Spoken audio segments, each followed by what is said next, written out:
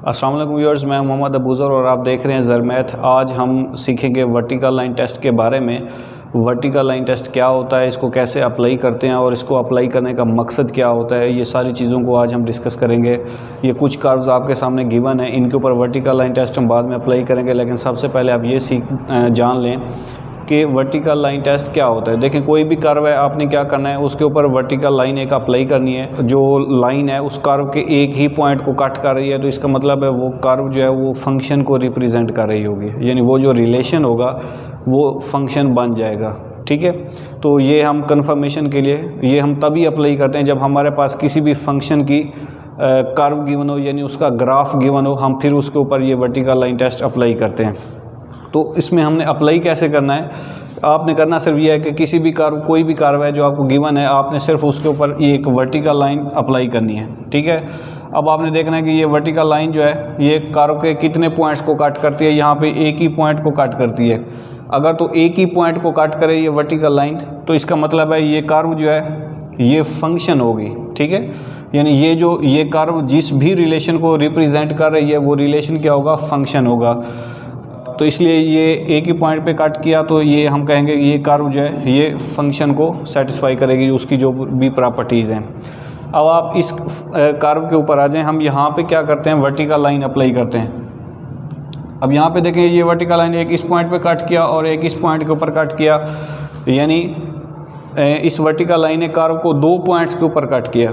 तो हमने तो डेफिनेशन में यही सीखा है कि एक पॉइंट पे कट करना चाहिए। अगर एक से ज़्यादा पॉइंट के ऊपर कट करेगी तो वो कर्व जो है वो फंक्शन नहीं होगी। तो ये जो कर्व है इस फंक्शन की, ये जो कर्व है ये फंक्शन नहीं है, क्योंकि वर्टिकल लाइन ने इस कर्व को दो पॉइंट्स के ऊपर कट किया है। तो असल में होता क्या है इसके बीच प्रोसेस, वो ये होता है कि लेट्स सपोज ये क्यों नहीं फंक्शन की प्रॉपर्टी सेटिस्फाई कर पाती कोई भी कर्व वर्टिकल लाइन टेस्ट से।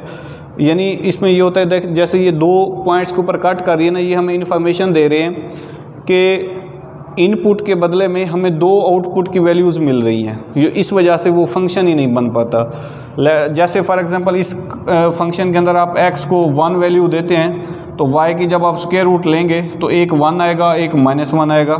यानी x की 1 वैल्यू के बदले में आपको y की, यानी इस सेट ये क्या है, सेट y है और ये सेट x है।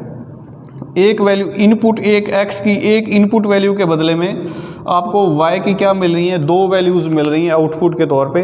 तो इसलिए ये हम कहते हैं कि ये क्या है, फंक्शन की प्रॉपर्टी ही नहीं है।